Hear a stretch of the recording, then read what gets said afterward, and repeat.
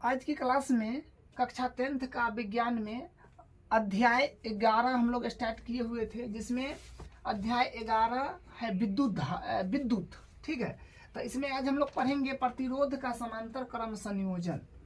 प्रतिरोध का समांतर क्रम संयोजन के बारे में आज हम लोग देखेंगे। ठीक है, तो देखिए इस प्रकार के संयोजन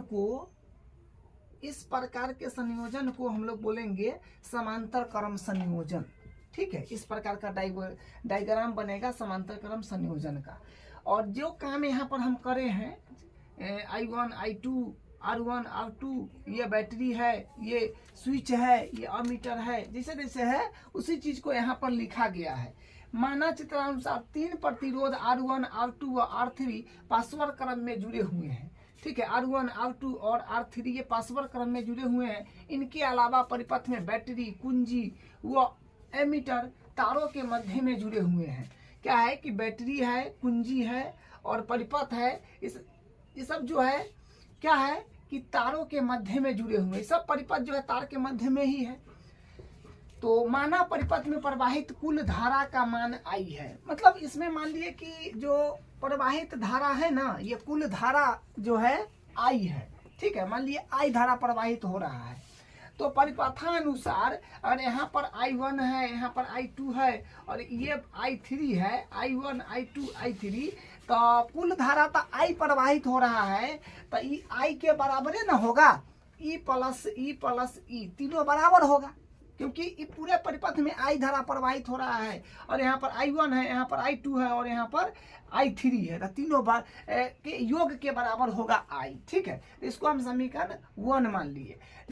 लेकिन I1 I2 और I3 जो क्या है, देखिए जहाँ I1 I2 I3 क्रमशः प्रतिरोध R1 R2 व R3 से गुजरने वाली धाराएं हैं।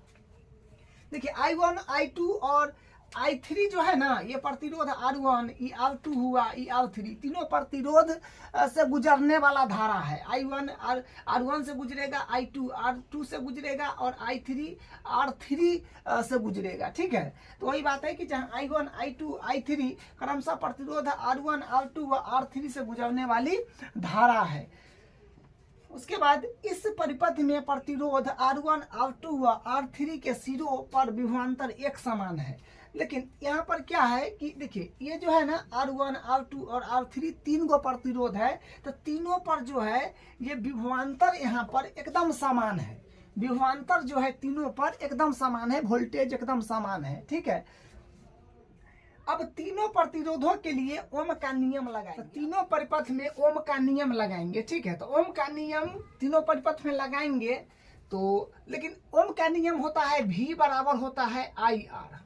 ठीक है, ओम का नियम क्या होता है कि V बराबर IR, तब V बराबर I1 R1 हो जाएगा। यहाँ पर I1 और R1 के तरह ये है प्रतिरोध, और क्या बोलते हैं करंट I1 और R1 के तरह है।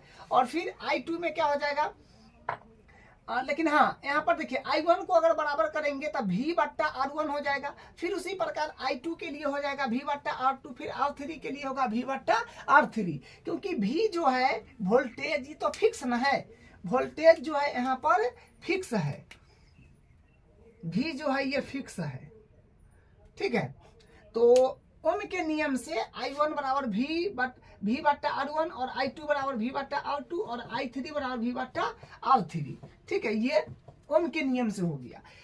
अब देखिए यहाँ पर हम क्या किए हैं, इसी के तुल्य मतलब इसी के जैसा एग्जैक्ट जो सब चीज प्रतिरोध, धारा, वोल्ट, करंट सब समान होगा, इसके तुल्य हम एक प्रतिरोध जो है यहाँ पर बनाए हैं। और यहाँ पर R1 R2 और R3 है, इसी के बराबर RP ये तुल्य उसका प्रतिरोध है। R1 R2 और R3 तीनों के बराबर ये है RP प्रतिरोध। ठीक है, और यहाँ पर ये वोल्टेज हो गया, मतलब ये यहाँ पर बैटरी लगा हुआ है, तो यहाँ पर जो वोल्टेज यहाँ है वो यहाँ है। ठीक है, और जो करंट इसमें बह रहा है वो इसमें भी बह रहा है, तुल्य है, इसका तुल्य यहाँ पर ये बनाया हुआ है। तो देखिए माना हमारे पास चित्रानुसार एक तुल्य परिपथ है जिसमें कुल प्रतिरोध RP विभवांतर V व धारा I है। ठीक है, क्या है कि माना हमारे पास चित्रानुसार एक तुल्य परिपथ है, इसका तुल्य ये है, लेकिन इसमें कुल प्रतिरोध RP विभवांतर V धारा आई, विभवांतर जो है इसका भी भी है, धारा इसमें भी जो बह रहा है ये आपका आई है, ठीक है, एकदम तुल्य है। तो ओ अब देखिए, अब तुल्य प्रतिरोध में ओम का नियम लगाने पर, अब ये तुल्य प्रतिरोध हो गया तो इसमें ओम का नियम लगाएंगे तो क्या होगा, ठीक है, तुल्य प्रतिरोध, तुल्य परिपथ में अब ओम का नियम लगाएंगे तो क्या होगा, तो ओम का नियम होता है V बराबर आई आर होता है, तो V बराबर आई तो ठीक है, लेकिन आर के जगह आरपी है, तो यहाँ पर आरपी हो गया, तो आई के बराबर करिएगा तो V बट्टा आरपी हो जाएगा, इसको समीकरण 3 मान लिए।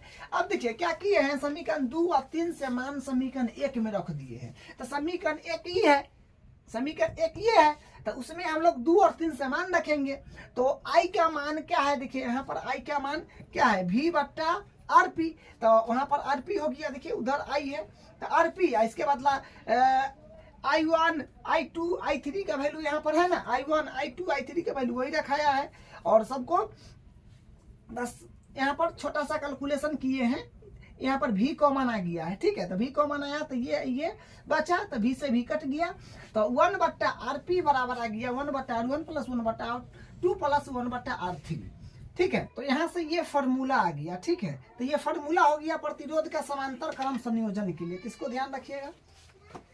अब देखिए यहाँ पर क्या है कि अब समांतर क्रम में जुड़े प्रतिरोधों के तुल्य प्रतिरोध का व्युत्क्रम जुड़े हुए सभी प्रतिरोधों के योग के बराबर होता है, मतलब ये व्युत्क्रम है लेकिन सभी जुड़े हुए प्रतिरोध के योग के बराबर होता है, ठीक है। तो आज की क्लास में हम लोग प्रतिरोधों का समांतर क्रम संयोजन देखे हैं, अब अगले क्लास में इसका अगला करेंगे।